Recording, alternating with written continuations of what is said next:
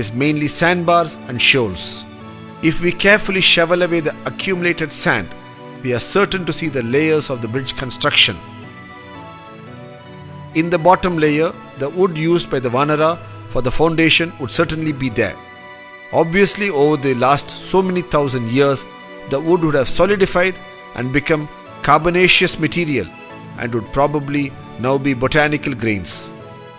The text then speaks of the Vanara holding ropes on both sides of the bridge being constructed and the wood and the stones being piled between them.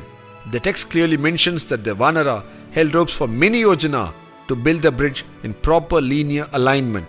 From this description, it is clear that it was not just random throwing of stones, but a planned effort which took into consideration the concept of linear alignment, which is even today evident from the aerial photograph of the bridge.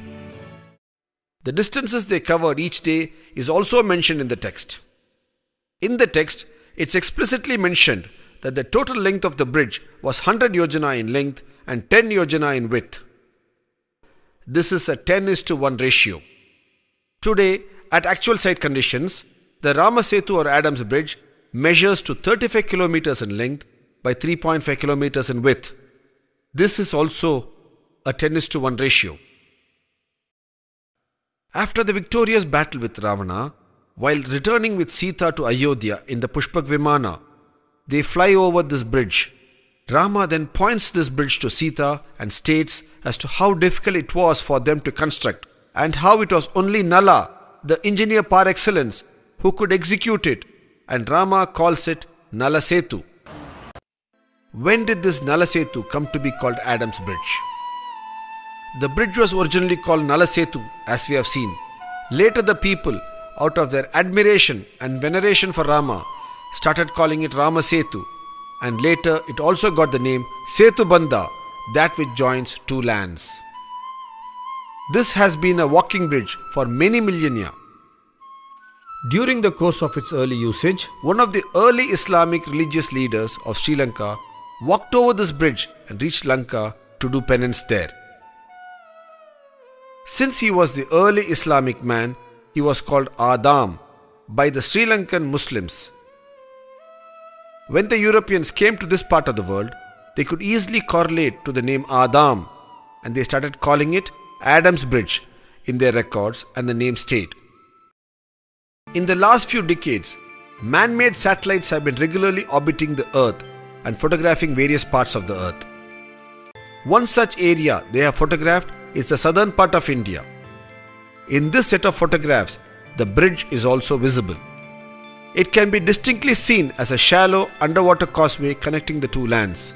These photographs do suggestively indicate it to be man-made due to its unique curvature.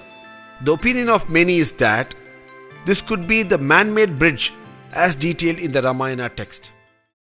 Over the last few minutes, we have seen with a certain clarity and a detailed understanding how this bridge is a civil engineering marvel as explained in the text, a man-made accretion over a natural seerage. Today, on an average, this causeway is about 2 meters below water. When this bridge was built, it must have been at least about 1 meter above the then water level. That is, when the bridge was built, the sea must have been 3 meters or 9 feet below the present day sea level. As per the World Oceanography Report, a 9 feet rise in sea levels due to the melting of the polar ice caps and global warming should have occurred over 7,000 years. This helps us to date the bridge construction to about 7,000 years ago or 5000 BCE using oceanography as a dating tool. Today, we need to rightfully promulgate an order under the Archaeological Survey of India Act, Clause 4, to call this a Heritage Monument of India. It is a fit case to be called a civil engineering marvel of an ancient civilization.